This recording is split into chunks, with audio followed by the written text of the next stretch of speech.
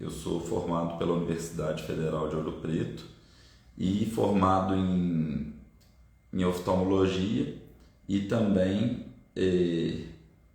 eu fiz um fellowship de cirurgia de catarata no Instituto de Olhos e Ciências Médicas.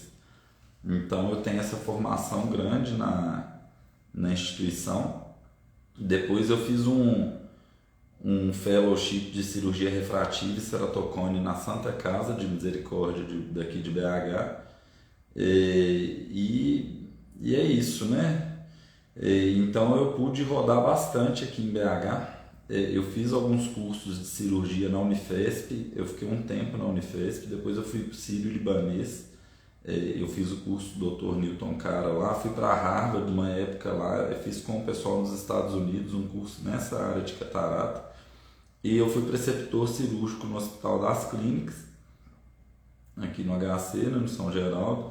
E hoje eu estou como preceptor cirúrgico de catarata no Instituto de Olhos, né, das Ciências Médicas, que é minha casa, onde que eu sempre estou aí apoiando o pessoal que está em formação. E eu entendo bem essa fase que estão vivendo.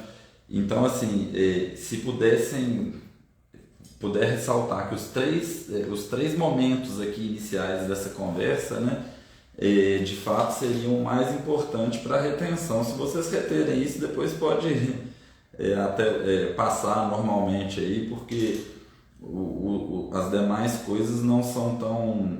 são mais procuráveis, né, são mais científicas. Então eu ressalto a importância dos três primeiros slides, e é o que eu acho que conta nessa classificação, né? Nós vamos falar um pouquinho da anatomia, da fisiologia do cristalino, da catarata e dessa formação da catarata, né?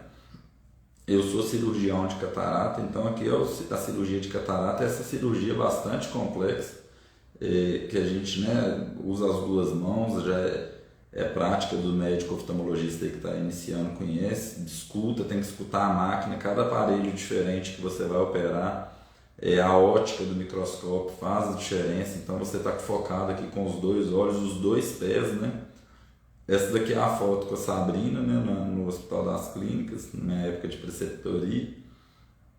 Eu sou cirurgião refrativo também, então eu mexo com laser, né, essa parte de alta tecnologia, que é a parte de cirurgia refrativa do excimer laser, e também a parte de anel com femto segundo, que é esse aparelhinho aqui mais de baixo, e os outros são o excimer laser.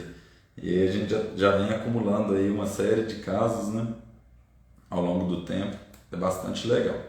E essa daqui eu apresento para vocês, a ampla oftalmologia. A ampla é esse espaço aqui, que é de onde até inclusive eu estou fazendo essa transmissão, né, com vocês. Minha clínica, é uma clínica particular, independente, vocês estão sempre bem-vindos, né? Eu recebo muito colega aqui na ampla, colega formando em medicina, às vezes buscando oftalmologia, ou então os colegas mesmo oftalmologistas.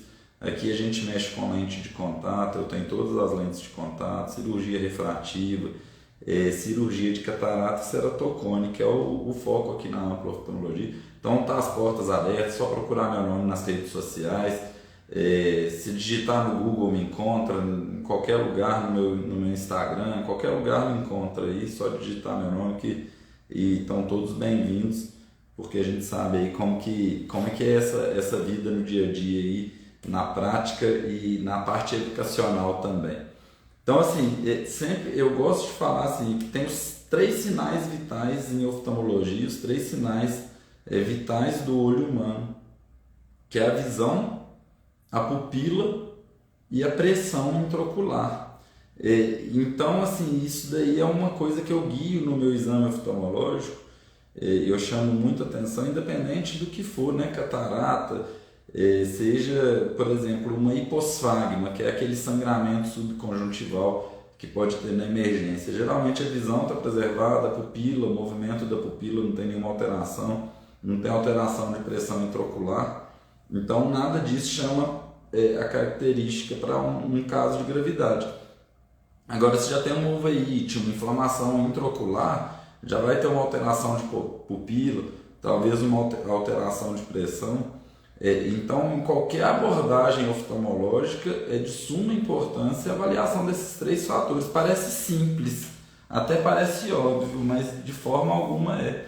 É comum, às vezes, a gente que está no serviço de residência de alta complexidade, receber o paciente e analisar cada fator desse daí. Ó. Quanto que é a visão, né? Vai indicar cirurgia para olho amaurótico, esse tipo de coisa.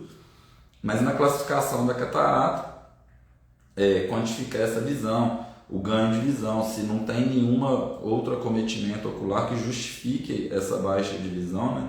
Em olhos mais treinados, a gente que já tem aí uma estrada, né, percorrida, a gente consegue bater o olho e não importa muito o núcleo, a graduação ali e tudo mais, você já tem uma noção da visão com a coerência e, claro, na oftalmologia o suporte de propedêutica, né, de tecnologia é muito grande, né? Então às vezes a gente vai pedir uma tomografia de retina e outros, buscar outros fatores ali que justificam aquela baixa acuidade visual.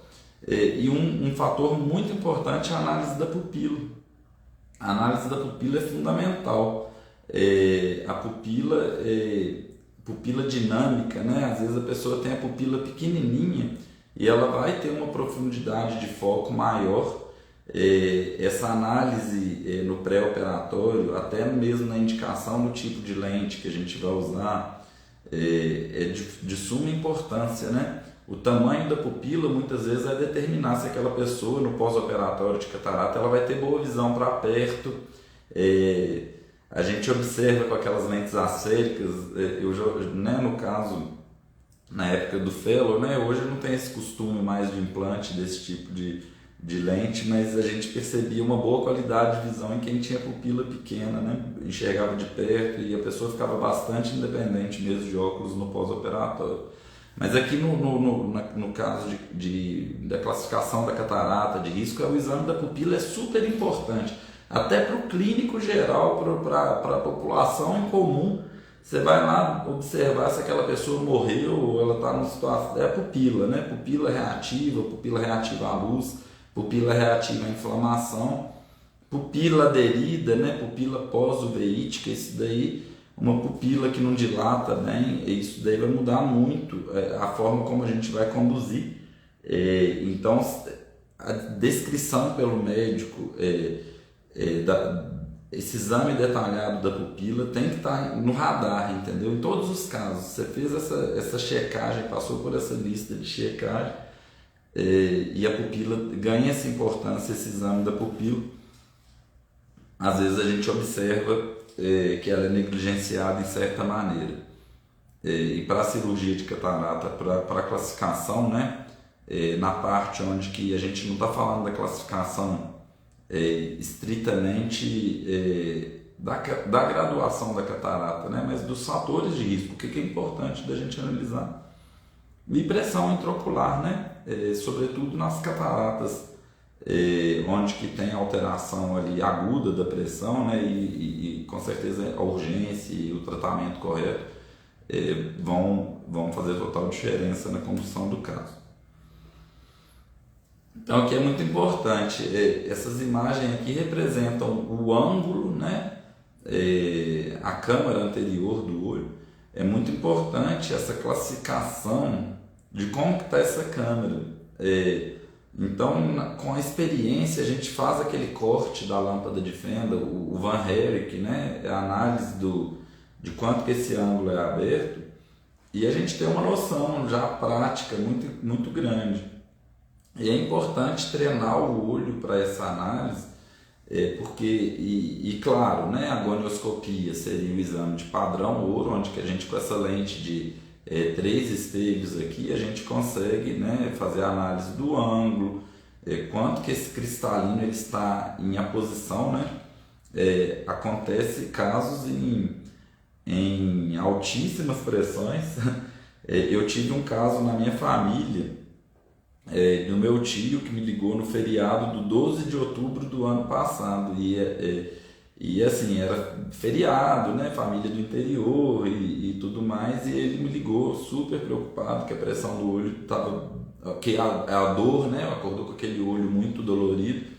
Então, quando eu cheguei e examinei ele, Eu bati o olho nele, antes de sentar com ele, eu vi que a pupila daquele olho dele estava mais dilatada do que a do outro lado. O exame da pupila é super importante, né? Na graduação da catarata, não está na classificação, núcleo 1, núcleo 2, né? Então você vê que a pupila está alterada, tinha dor, tinha pressão muito alta, a pressão dele estava em 56 milímetros, né?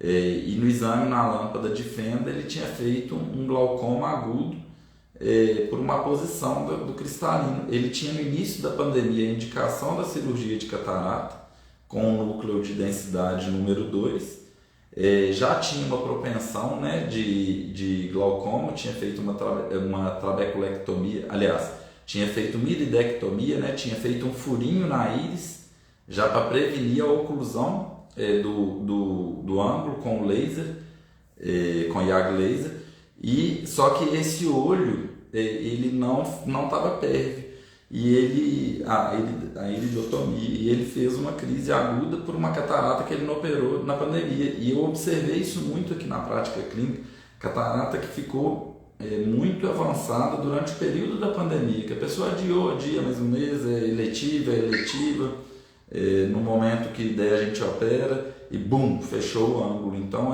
sempre ter essa atenção, sabe?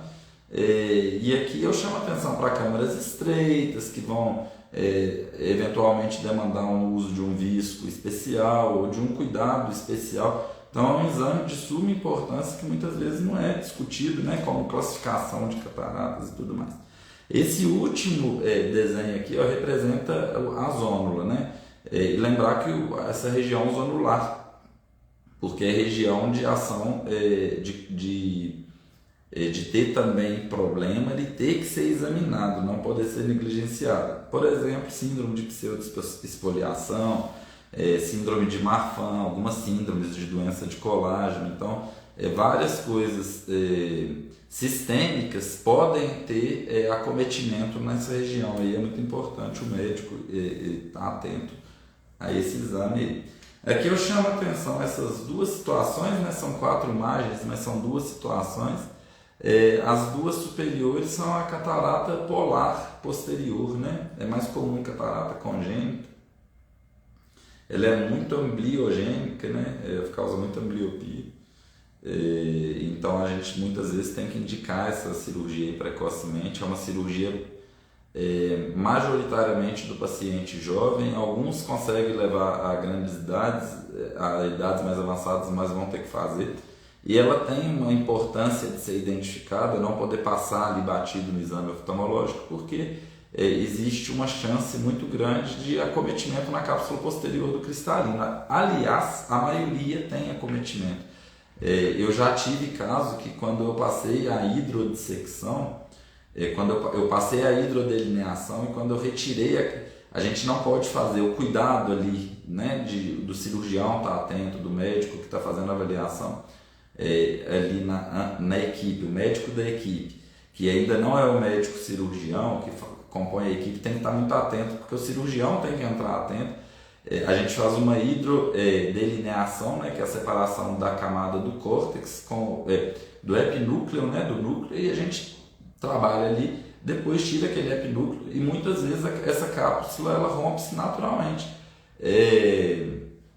Então a gente faz a cápsulorex, né, a abertura da cápsula de forma mais controlada para a colocação da lente no saco capsular ou não, a depender do caso aí cirúrgico. Mas é muito importante que isso não passe batido, né, de forma nenhuma. Uma das cataratas de muito importante, na catarata polar posterior.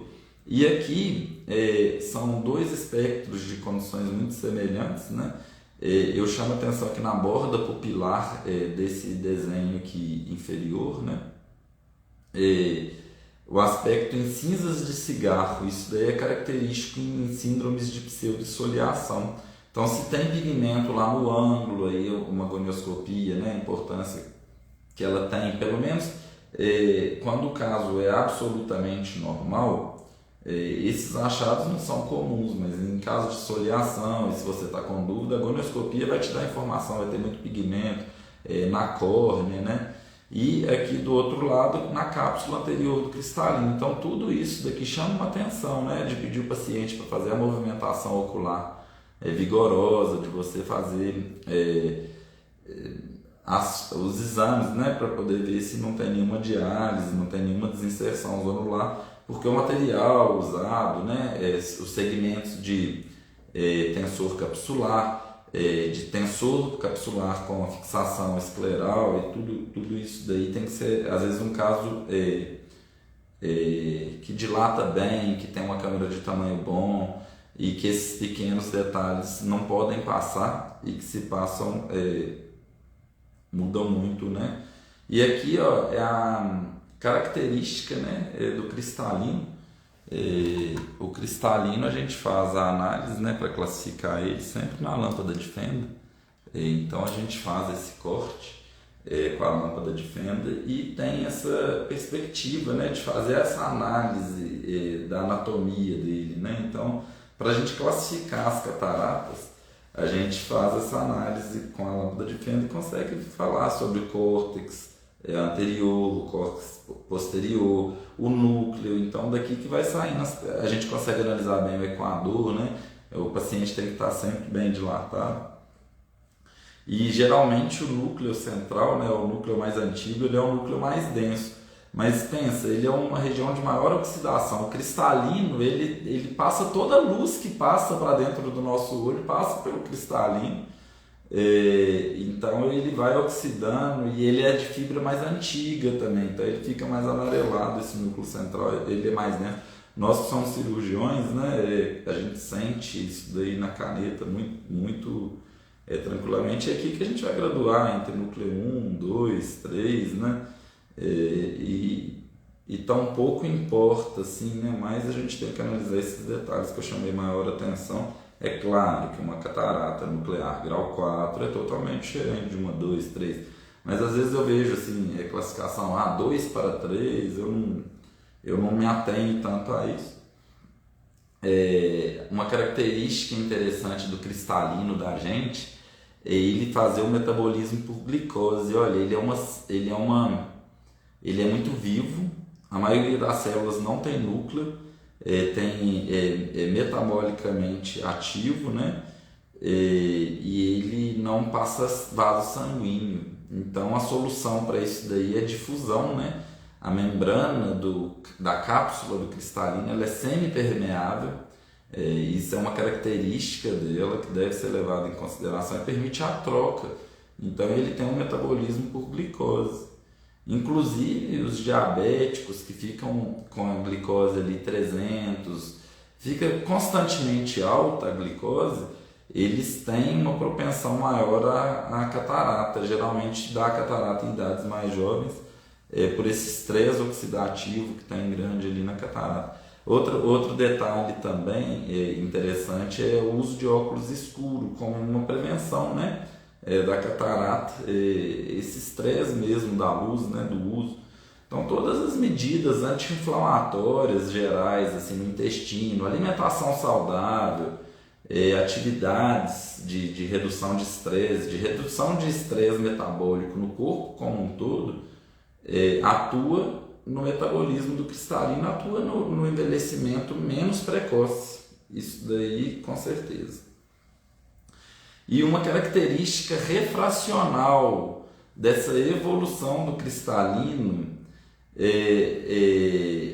quando tem uma elevação aguda de glicose, é a mudança do grau. Eu tive recente no consultório uma paciente que foi muito interessante. Ela já era uma paciente de muito tempo minha e ela era uma hipermétrope baixa, presbítera, né? Ela tinha essa dificuldade de enxergar de perto, já usava um óculos multifocal, mas ela foi no consultório agora, esses dias ela teve aqui no consultório e a queixa dela foi uma piora aguda da visão. Ela falou: Tiago, eu não estou enxergando nada, de uns dias para cá minha visão está péssima. E eu fiz a refração dela e ela tinha aumentado 3 graus, 2,75, quase 3 graus positivos.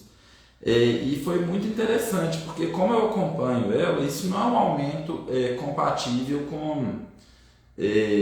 com o dia a dia. Eu conheço essa paciente, isso daí não era paciente dos outros, era a minha paciente, eu tinha prontuário dela de mais de uma época, vinha aumentando a adição daquele óculos multifocal, mas de repente a visão dela piorou muito. E ela fez, no andar de baixo, um exame de glicose, e a glicose dela estava mais de 400. É claro que eu perguntei, está urinando mais de noite? Ela falou vários sintomas de diabetes, sem saber que era diabética, e eu também não sabia, e eu pedi uma glicose dela, foi mais de 400, eu encaminhei ela para emergência, ela acabou ficando internada. E depois ela voltou para fazer o óculos, e realmente com a estabilização da glicose, esse cristalino dela voltou, porque o que acontece? O humor aquoso, ele vai ficando com muita glicose, ele vai ficando hiperosmolar, ele vai ficando com uma maior osmolaridade, ele suga a água dessas fibras do cristalino, ele muda a vergência dele, a pessoa fica mais hipermétrope. E como a catarata nuclear, a catarata mais comum, a catarata senil, né?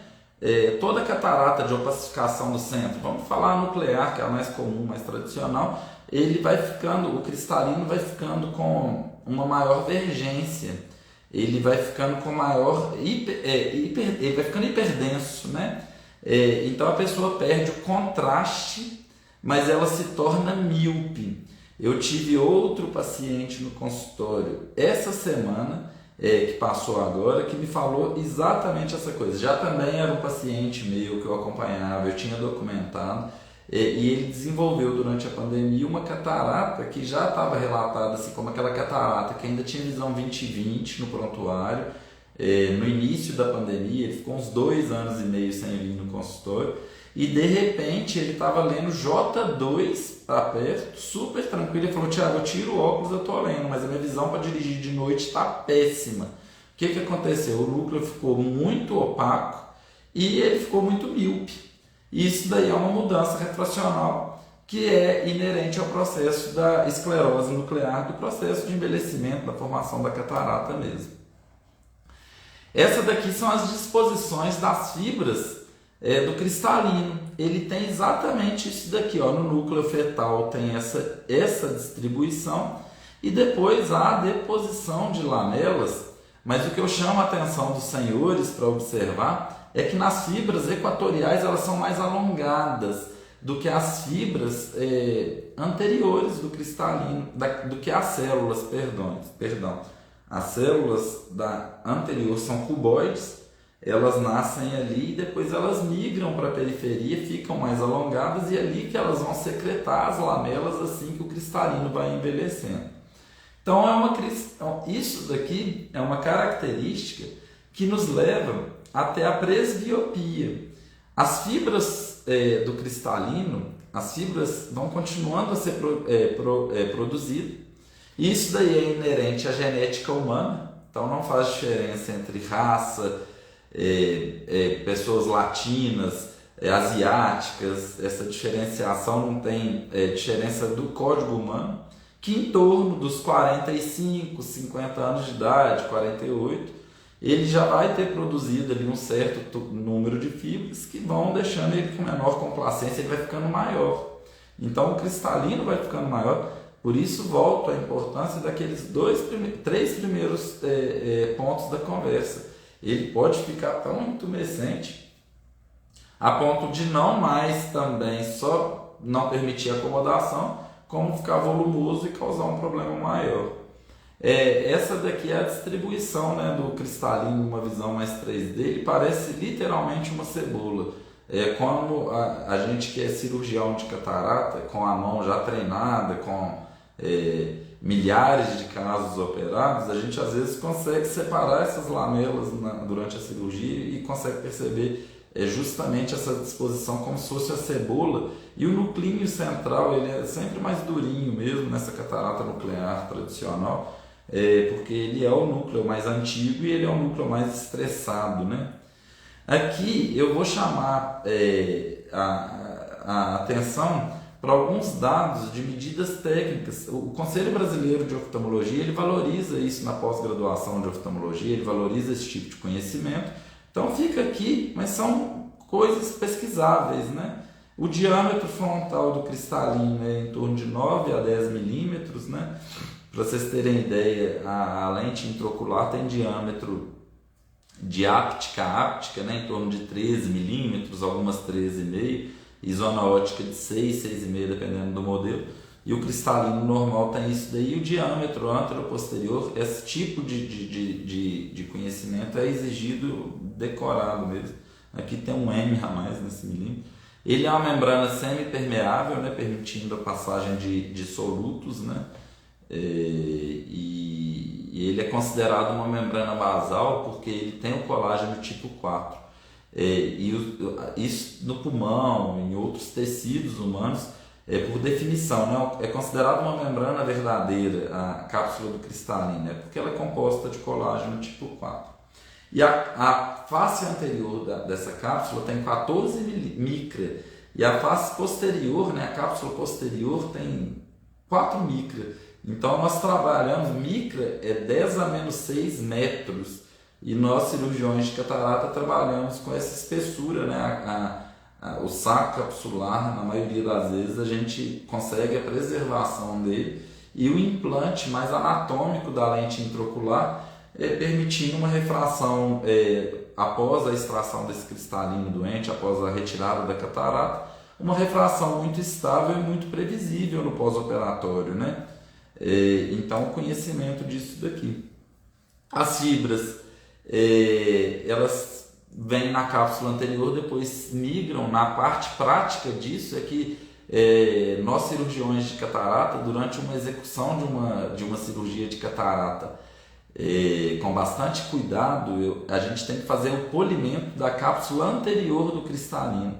E muitas vezes, por isso que às vezes a gente não tem condições de fazer uma cirurgia com um tempo tão inferior para a extração, para o polish, né, dessa cápsula anterior. É muito importante. Na parte prática, se a gente faz a extração do cristalino, tem transparência, essas células vão migrando para a parte posterior, e se não for lentes com design, por exemplo, essas lentes de bordas mais quadradas, que vão ser identificadas em lentes importadas, lentes com características anatômicas que não permitam a migração dessas células para a cápsula posterior, a gente vai ver muita opacificação de cápsula posterior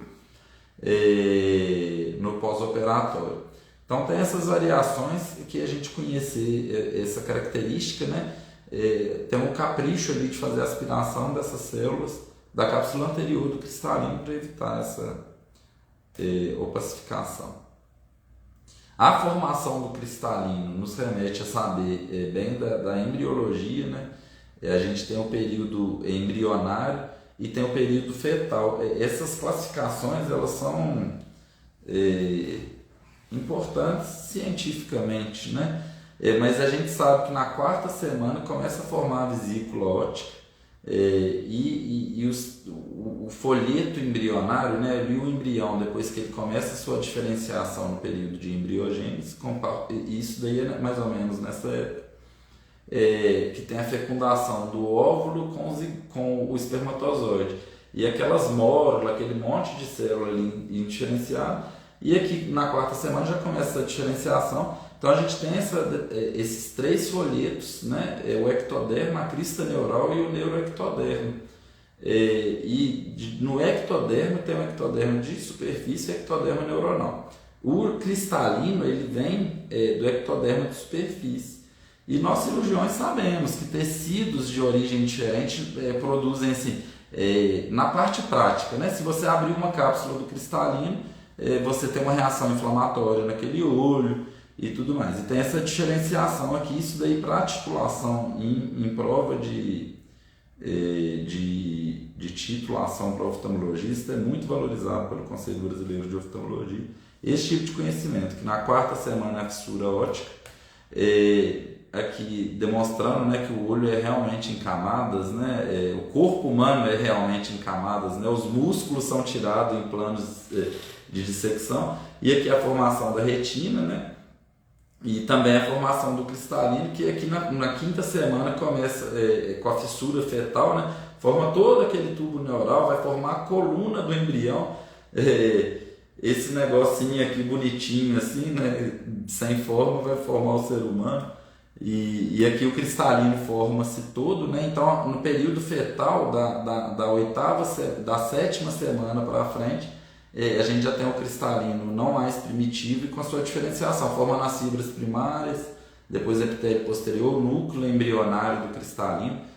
Quando ele tem a opacificação, esse núcleo a gente vê uma sutura em Y, né, central. Às vezes ela não gera opacidade nenhuma, mas os olhos mais treinados do cirurgião conseguem perceber. E nós cirurgiões já com a mão mais treinada, às vezes a gente consegue ali durante a cirurgia perceber isso daí. Existe uma catarata sutural, que inclusive é quando há uma opacificação dessa região. E desde a sétima semana, então aí vai no período fetal, né?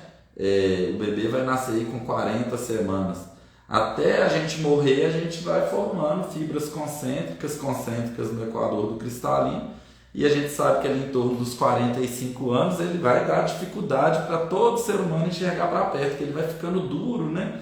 E ele vai crescendo. Por isso que catarata é muito comum, porque a população está envelhecendo e tem uma explicação fisiológica, né? De característica mesmo dessas células. Hoje, muito em alvo de pesquisa, o desenvolvimento de soluções, né, com medicações para retardar os colírios, né, que prometem o futuro aí de acabar com a catarata, né, ou de retardar um pouco mais a catarata senil. Uma descrição que é bom saber, estar atento, que as células anteriores são cúbicas, e depois elas migram para o equador, ficam mais alongadas, mas elas são cúbicas anterior. Para a classificação de catarata, isso daqui não importa muito, assim, nuclear 2 para 3, né? A gente tem que ver os grandes extremos, mas a classificação científica, né? Com cunho de produção de artigo científico, documentação, a última que tem é essa de Lens Opacities Classification System, LOCS, classificação de LOCS, que vai graduação de 1 até 5, então nuclear grau 1 com cortical, grau 1, grau 2, e quanto maior o número, maior o nível de prejuízo aí dessas cataratas. Então aqui, porque, né, para a gente finalizar, eu vou chamar a atenção para alguns tipos de cataratas que são específicos. Essa daqui é por alterações metabólicas, né, a catarata em árvore de Natal. Então de vez em quando a gente depara com a catarata em árvore de Natal e bate a luz, ela parece mesmo uma árvore de Natal daquelas de antigamente, que era com umas folhinhas assim, de material reflexivo. Aqui é a sutural, né, a sutura fetal, né, aqui tem que ver se está causando baixa de acuidade visual para indicação da fasectomia, né, da cirurgia de catarata. Uma catarata pouco comum de ver na prática diária, porque está muito relacionada a baixo acesso, né, a catarata morganiana, né, ela fica tão avançada, que há uma proteólise, né, de todo o envolto dessa catarata, e o núcleo cai, ela fica toda líquida. Obviamente, identificar essa catarata, classificar uma catarata morganiana, todo oftalmologista tem que fazer, né, e a dificuldade cirúrgica dela é outra. Aqui a catarata branca, sempre chamar a atenção, né, que é importante a gente classificar a catarata branca total, sempre dando atenção a quão fluido é essa periferia dela, porque isso daí pode levar, né, a complicação intraoperatória, e a mais comum delas é a bandeira argentina. Quando esse cristalino está muito entumecido, ele tem uma pressão interna grande, essa cápsula tem uma chance maior de ampliação fora do controle, né? E aí a gente tem que usar técnicas, né, de capsulotomia e algumas manobras cirúrgicas para prosseguir com a cirurgia de catarata. Então aqui é o sinal da bandeira argentina. E é isso daí, pessoal. Fico aí à disposição de vocês. Eu sou preceptor, né, cirúrgico com o pessoal da residência do Instituto de Olhos das Ciências Médicas aqui em Belo Horizonte. eu tenho a minha clínica oftalmológica, que é a Ampla Oftalmologia, que fica aqui no Life Center, de onde até eu estou conversando agora com vocês, e eu fico aí à disposição de vocês, como amigo, como cirurgião, e à disposição para tirar dúvidas.